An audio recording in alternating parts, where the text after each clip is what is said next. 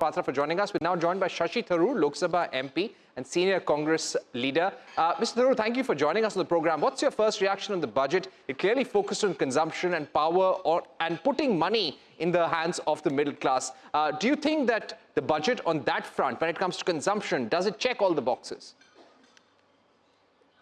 Look, in the ordinary course, I would have. But the fact is that if you look at the core problems facing this budget, I must admit they've not been addressed. If you've got a job and a salary, yes, you'll be happy that your salary, you can keep a little more of it. Even though in real terms, I don't know how much of a difference it's going to make because inflation has eroded the nominal value of your salary anyway. So giving you a bit of a tax break is actually a more modest gain than it might appear on the surface. But having said that, the biggest problem is what happens if you don't have a job. Large numbers of our young people are unemployed. We have record levels of unemployment, record levels of youth unemployment, and record levels of the unemployment of the college educated. There's nothing in the budget for them. There's no reference to unemployment in the finance minister's speech. That's problem number one. Problem number two is that, in fact, last year, the government had actually announced employment-linked incentive schemes in the budget of 24-25. But in fact, they couldn't really make any progress with that. They cut the budget of it from 10,000 crores down to 6,000 and change, and they haven't delivered the job opportunities. So unemployment remains a very big question mark.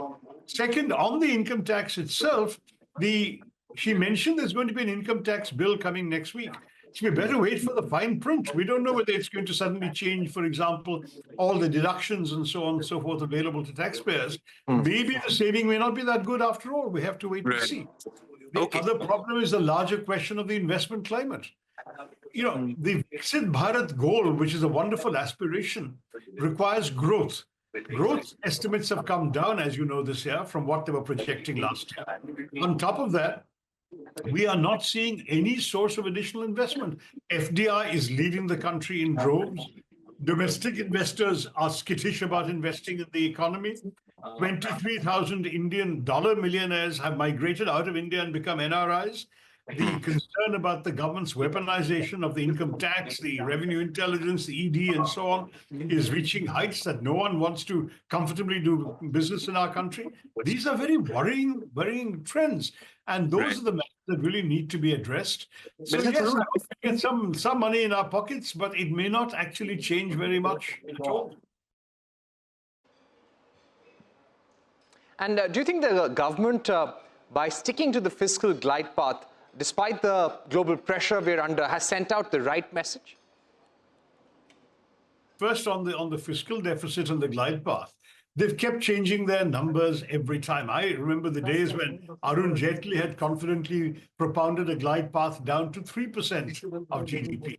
And that's now not even being talked about. 3.5 was not talked about anymore. Now we're talking about 4.8% this year and 4.4 for next year. But how do we get to 4.4 for next year if we're actually going to be reducing, I think we're foregoing 1 lakh crores in direct tax income, 2,600 crores in indirect taxes. Won't that affect the fiscal deficit? See, it's very easy to announce numbers and percentages, and next year you come up with new numbers and percentages. Everyone forgets what you said last year. So I don't see this as a particularly credible thing from a government whose finance minister 10 years ago talked about a glide path to 3%. So, I mean, this is something we need to bear in mind. Then the second question you ask is very important, and that is the question of the investment atmosphere in our country. There is very little doubt that the government has adopted a strategy that has unfortunately eroded trust in potential investors.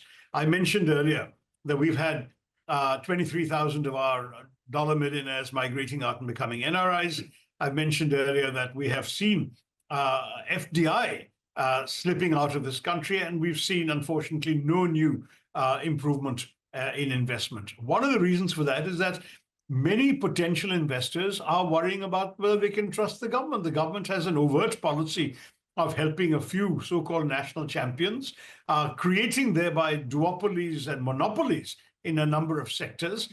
So if you or I had the money to invest in one of these sectors, we'd say, but what's the point?